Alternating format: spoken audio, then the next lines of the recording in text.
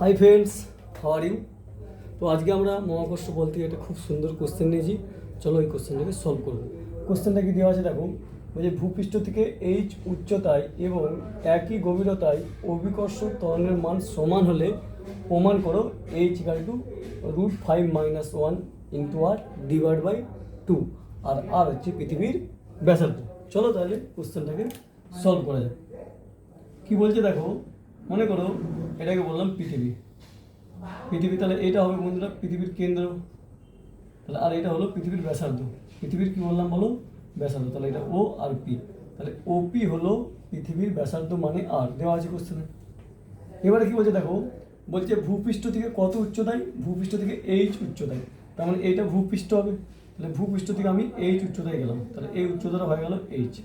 তাহলে এটা কোথায় গেল বলো, এইচ, এটাকে কিউ নাম দিলাম। তাহলে পি কিউ হলো ভূপৃষ্ঠ থেকে উচ্চতা এইচ।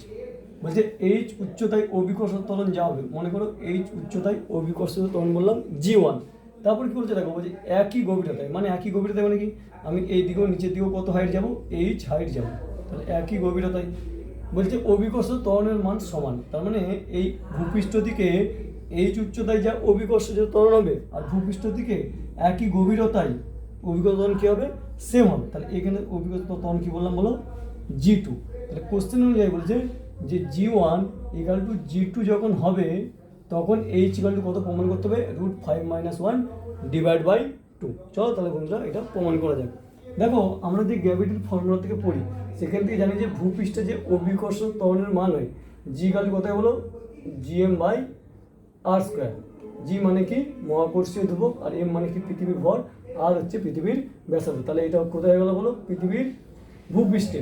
এবার যদি পৃথিবী থেকে কত হাইট লিখছি বলো, এখান থেকে দেবো, এটা হচ্ছে ভূপৃষ্ঠ, এখান থেকে হাইট কত দিয়েছি বলো, এইচ ধরেছি। আর সবসময় যে ডিস্টেন্স মেজার করা হয়, কোথা থেকে মেজার করা হয়, সেন্টার থেকে। তাহলে এটা হচ্ছে পৃথিবীর সেন্টার, এইটুকুটা আর এইটুকুটা এইচ। তাহলে টোটাল ডিস্টেন্স কত যাবে বলো, টোটাল ডিস্টেন্স হয়ে যাবে আর প্লাস এইচ। তাহলে আমার এখানে অভিকর্ষ ত্বরণ মান কত আছে, G1। তাহলে কত বলো, G1 ইকাল কোথায় বলো, G1 ইকাল সিম্পল হয়ে যাবে জি তো কনস্ট্যান্ট, পৃথিবীর ভরও কনস্ট্যান্ট এম। কিন্তু যখন আমি ভূপৃষ্ঠ নিচ্ছিলাম এর জন্য আর² লিখছিলাম, কিন্তু এখন ভূপৃষ্ঠ নিচ্ছি না, ভূপৃষ্ঠতে কত উচ্চতা নিচ্ছি, এইচ উচ্চতায়। তাহলে এইটা আর ছিল আর এটা এইচ, তার মানে নিচে এখন কত আছে বলো, আর প্লাস এইচ তার হোল স্কোয়ার। তার মানে এখান থেকে বলতে পারতাম G1/G মানে হয়ে যাবে, দেখো G1 মানে কত, GM/r প্লাস এইচ তার হোল স্কোয়ার। আর জি মানে কত বলো, জি মানে হয়ে গেল GM/r²। তাহলে এখান থেকে যদি আরেকটু ক্যালকুলেশন করতাম, তাহলে G1/G ইকাল টু কত পেতাম বলো, r² উপরে চলে যেত, GM কেটে যেত, তার মানে আসতো r² divide by R plus H তার হোল স্কোয়ার। তার মানে এখান থেকে যে G1 এর ভ্যালু পেতাম, G1 এর ভ্যালু কত পেতাম বলো, G into r² divide by কত, আর প্লাস এইচ তার হোল স্কোয়ার। তাহলে এটা কোথায় অভিকর্ষ ত্বরণ করলাম, ভূপৃষ্ঠ থেকে এইচ উচ্চতায়। এবার দেখো আমরা একটা ফর্মুলা জানি, যদি পৃথিবীর নিচের দিকে যেতাম সেক্ষেত্রে যে অভিকর্ষ ত্বরণের ফর্মুলা হয়, সিম্পলি কী হয় বলো, G2 ইকাল কী হবে, G ইন্টু 1 - h/r। দেখো এইটা হচ্ছে ভূপৃষ্ঠের উপরে অভিকর্ষ ত্বরণের ফর্মুলা, আর এটা হচ্ছে ভূপৃষ্ঠ থেকে যখন এইচ গভীরতায় যাবো তার ফর্মুলা। তাহলে এখানে G2 ইকাল কী পেলাম, G ইন্টু 1 h - r। তাহলে এখানে যদি আরেকটু ক্যালকুলেশন করতাম, তাহলে G2 ইকাল লিখতে হতাম বলো, G into r minus H divide by R. তাহলে এটাকে আমরা 1 নম্বর ইকুয়েশন বলবো, এটা কয় নাম্বার বলবো, 2 নম্বর। তাহলে এটা পৃথিবী পৃষ্ঠ থেকে এইচ উচ্চতায় অভিকর্ষ ত্বরণের মান, আর এটা পৃথিবী পৃষ্ঠ থেকে এইচ গভীরতায় অভিকর্ষ ত্বরণের মান G2। আর কোশ্চেনে বলা আছে যে দুটোর মান কী হবে, সমান হবে। তার মানে এখান থেকে আমরা বলতে পারি যে G1 ইকাল টু কী হবে বন্ধুরা, G2। চলো তাহলে এই স্টেপটা যদি আমরা ক্যালকুলেশন করি, তাহলে আমাদের অঙ্ক কী হয়ে যাবে, মিলে যাবে। ঠিক আছে বন্ধুরা, চলো তাহলে আমরা এই দিকটা আপাতত মুছে দিচ্ছি, ঠিক আছে। দেখো তাহলে এখানে কোশ্চেনে বলা আছে, তাহলে G1 ইকাল কোথায় গেল বলো, G2। আচ্ছা G1 এর ভ্যালু কত, G1 এর value GR² divide by R plus H তার হোল স্কোয়ার। আচ্ছা G2 মানে কত বলো, G2 মানে G into R minus H divide by R. দেখো জি মরে গেল, তাই না। এবার যদি কোনাকুনি গুণ করতাম, তাহলে কোনাকুনি গুণ করলে কত তো বলো, এটা আর কি হয়ে যেত, আর এটা হয়ে যেত r² মাইনাস h² ইন্টু আর প্লাস এইচ। কীভাবে হলো দেখো, দেখো এটা আর প্লাস এইচ স্কোয়ার আছে, মানে ধরো এ ইন্টু যদি এ স্কোয়ার থাকে তার মানে কি লিখতে পারি এ ইন্টু এ, সিমিলারলি আর প্লাস এইচ তার হোল স্কোয়ার আছে, মানে আর প্লাস এইচ ইন্টু আর প্লাস এইচ, আর এখানে একটা আর মাইনাস এইচ আছে, তার মানে এ প্লাস বি আর এ মাইনাস বি, তার মানে এ স্কোয়ার মাইনাস বি স্কোয়ার, আর একটা আর প্লাস এইচ এক্সট্রা পড়েছিল এই জন্য আর প্লাস এইচ। তো গুণ করো তাহলে, তাহলে এটা আর কিউ হয়ে গেল, দেখো আর ইন্টু আর গুণ করলে আর কিউ, আচ্ছা আর স্কোয়ার ইন্টু এইচ গুণ করলে প্লাস আর স্কোয়ার এইচ, আচ্ছা এ minus H square into R মানে minus H square into R, R minus H square plus H মানে মাইনাস এইচ কিউ।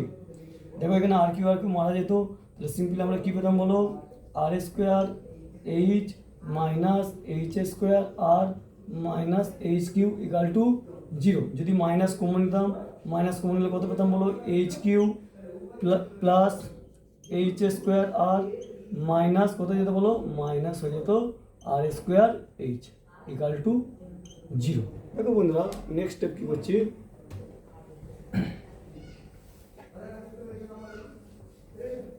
দেখো তাহলে নেক্সট স্টেপ আমরা এখান থেকে এইচ কমন নিতে পারতাম, তাহলে এইচ যদি কমন নিতাম তাহলে কত পড়ে থাকতো, এইচ স্কোয়ার দেখো plus H into R minus R square equal to কত বন্ধুরা, জিরো। তার মানে এখান থেকে এইচ ইকাল টু কত পাবো, জিরো। দেখো যেহেতু এটা ত্রিঘাত ইকুয়েশন, কারণ এইচের পাওয়ার কত, থ্রি আছে, তাহলে ত্রিঘাত ইকুয়েশন হবে, তার মানে তিনটে সমীকরণ পাবো।